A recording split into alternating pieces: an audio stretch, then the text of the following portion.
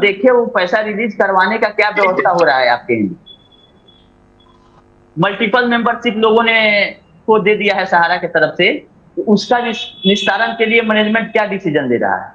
ये तो सहारा को डिसाइड करना है कि मल्टीपल मेंबरशिप का क्या करेंगे, क्योंकि पैसा पड़ा हुआ है, सीआरसीएस रिलीज भी करना चाह रही है और पेपर में कमी के कारण लोग पैसा नहीं पा रहे हैं आज। और सारा कुछ अप्लाई भी हो गया, सब कुछ ओके है, केवल आपका कमी दूर कर दिया जाए पोर्टल पे सहारा की तरफ से या सीआरपीएफ की तरफ से। तो ये इस एंड पे क्या सहारा मैनेजमेंट कर रही है, ये हम आपसे जानना चाहते हैं। आपसे हमको कोई दुश्मनी नहीं है, ना ही आपको बोलेंगे कि आप गलत बोलते हैं, चाहे कुछ भी बोलते हैं, जो भी आप बोलते हैं ठीक बोलते हैं, कोई दिक्कत नहीं है। आपको कुछ चीज की जानकारी नहीं है तो हम आपको दे देते हैं, अगर हम कहीं गलत हैं तो आप रोक दीजिएगा हमको, ये नहीं ये चीज ऐसे आप गलत बोल।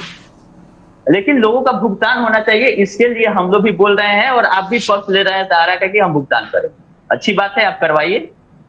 लेकिन 2-3 पॉइंट जो कि इंपॉर्टेंट है, मल्टीपल मेंबरशिप, ज्वाइनिंग पॉइंट और ब्याज, ये तीनों विषय पे क्या मैनेजमेंट का डिसीजन है? डेट मैच्योरिटी, अगर आप ब्रांच से देना ही चाह रहे हैं तो एक अलग पोर्टल आप ला दीजिए, ऑनलाइन अलग व्यवस्था एक बना दीजिए कि डेट क्लेम का ये पोर्टल रहा। ये सीआरसीएस नहीं दे पा रही है कि डेट क्लेम में बहुत सारा लफड़ा रहता है कि एक नॉमिनी अगर है तो नॉमिनी का अगर कोई नहीं है,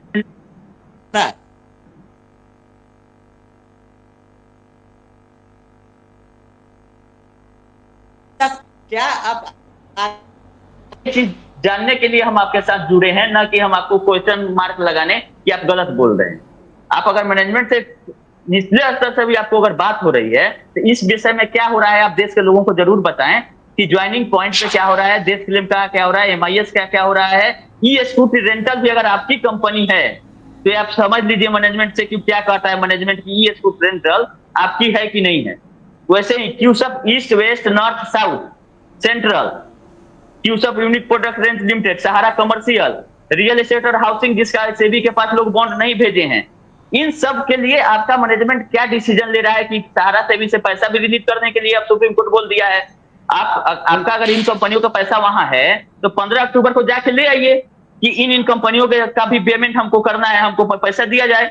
जब सैलरी के लिए पैसा रिलीज हो सकता है तो आपकी जो सिस्टर कंसर्न कंपनियां हैं अगर उसका भी पैसा उसमें गया है तो सुप्रीम कोर्ट बोला है कि तुम हिसाब लेके आओ, हम रिलीज कर दे रहे हैं। तो वैसा आश्वासन देश को चाहिए कि जिसका सोसाइटी पे ऑप्शन नहीं है उसके लिए सहारा ऑफलाइन आज सहारा नहीं चलेगी, ये बात लिख लीजिए कहीं। ऑफलाइन ब्रांच खोल के सहारा का ना 1 रुपया दिया जा सकता है ना संभव है। ऑनलाइन ही कोई व्यवस्था होगी तो क्या ऐसा पोर्टल 38-40 हजार करोड़ खर्चा करके जो सीआरसीएस बनाई है, 40 करोड़ आपके पास नहीं है कि हम अपना व्यवसाय एक अलग लाएंगे और उसमें सोसाइटियों में जो ऑप्शन नहीं है वो लोग यहाँ अप्लाई करें। ऐसा कोई व्यवस्था आप दे रहे हैं ताकि आप पर लोगों का विश्वास बढ़े। हम इस रास्ते की बात कर रहे हैं सहारा के एंड से कि सहारा पे विश्वास तभी बढ़ेगा कि जिसका पोर्टल पे ऑप्शन नहीं है उसका ऑप्शन सहारा पे रहना चाहिए कि अल्टीमेट टेंडर तो सहारा की है, उसको सब कुछ पता है कि मेरा जमाकर्ता कैसा है, उसमें डिफिशियंसी आने की सवाल नहीं है। डिमांड होगा और साथ में आप आरटीजीएस कर दीजिएगा कि हाँ जमाकर्ता सही है, आप ब्रांच स्तर से उसको वेरीफाई करवा लीजिए, ब्रांच मैनेजर का भी एक आईडी पासवर्ड दे दीजिए कि वो ओके करेगा कि ये जमाकर्ता मेरा सही है। तो ऐसा व्यवस्था आप कब लाए हैं जिसका पोर्टल पे व्यवस्था नहीं, आप पेमेंट करवाए। अब बाकी सब लड़ाई झगड़ा एक तरफ कर दीजिए थोड़ा देर के लिए कि आपने क्या कहा हमने क्या कहा। अब आइए कि लोगों का कैसे पैसा मिलेगा, सुप्रीम कोर्ट ने रास्ता साफ कर दिया है और हम लोग भी यही चाह रहे हैं कि सहारा अगर अपने से भुगतान करेगी तो किसी तरह का कोई बाधा नहीं आने वाला है कि आपका बॉन्ड गलत है, आपका नाम मिसमैच है, डेट ऑफ, क्योंकि सहारा का है, उसकी मर्जी है, वो जो भी एफिडेविट लेना होगा अपना ले लेगी, कंप्लायंस करके पूरा करके पेमेंट कर देगी। और इस बार चेक से करना पड़ेगा और अकाउंट पे ही करना पड़ेगा, इस बात का ध्यान रखिएगा। ये जो आप सोच रहे हैं कि लोगों के पास खाता नहीं है रियल एस्टेट और हाउसिंग की तरह और कैश में दे के दिखा देंगे तो लोग ना कैश लेने जा रहे हैं ना आप कैश दे पाइएगा।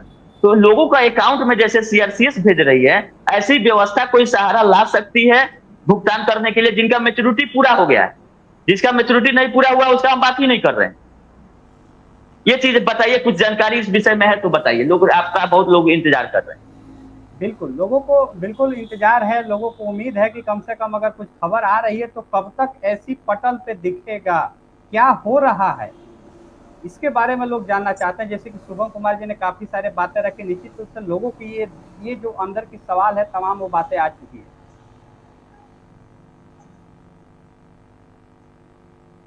जी बोलिए कन्हैया जी। देखिए, जहां तक सोसाइटी का पेमेंट का सवाल है, तो पेमेंट करने के लिए ही पोर्टल बनी है, और सुप्रीम कोर्ट के सुपरविजन में वाईएस रेड्डी साहब की अध्यक्षता में पेमेंट की जा रही है। तो सारा सवाल का जवाब तो यही है कि पोर्टल के द्वारा ही सारे पेमेंट होंगे। 86,000 करोड़ की पेमेंट करने की बात है, कोई छोटा अमाउंट नहीं है। जहां तक आपका इंटरेस्ट का सवाल है कि इंटरेस्ट ज्वाइनिंग पॉइंट का क्या होगा, इंटरेस्ट का क्या होगा, तो 86,000 करोड़ जो बट रही है, 86,000 करोड़ जो अमाउंट है, वो बटने के बाद सारा कभी ये नहीं कहा है कि ज्वाइनिंग पॉइंट का हम सेटलमेंट नहीं करेंगे, इंटरेस्ट नहीं देंगे।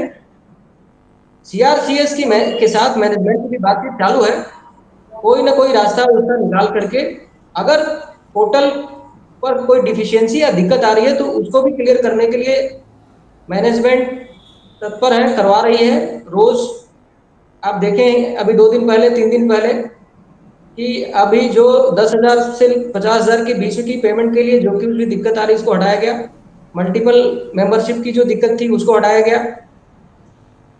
तो कहने का मतलब यह है कि जो पोर्टल बन चुकी है वो बहुत ही ऐतिहासिक पोर्टल बना है, बहुत ही पारदर्शी तरीके से पेमेंट वहां से होने वाली है। जो डाउट है कि क्या इंटरेस्ट मिलेगा, क्या ज्वाइनिंग पॉइंट का सेटलमेंट होगा कि नहीं होगा, तो वो भी होगा। सारा की मैनेजमेंट कभी भी किसी का 1 रुपए भी मारने वाली नहीं है, किसी का 1 रुपए भी रखने वाली नहीं है, सबको पेमेंट मिलने वाला है। ये मैनेजमेंट का अपना बयान, सारा श्री का बयान है, और 100% मिलेगा। सोसाइटियों के निवेशकों के प्रति रहा। इसी का कारण है कि पोर्टल से भुगतान की बात की गई, लेकिन इस पोर्टल से कितने निवेशकों को फायदा हुआ?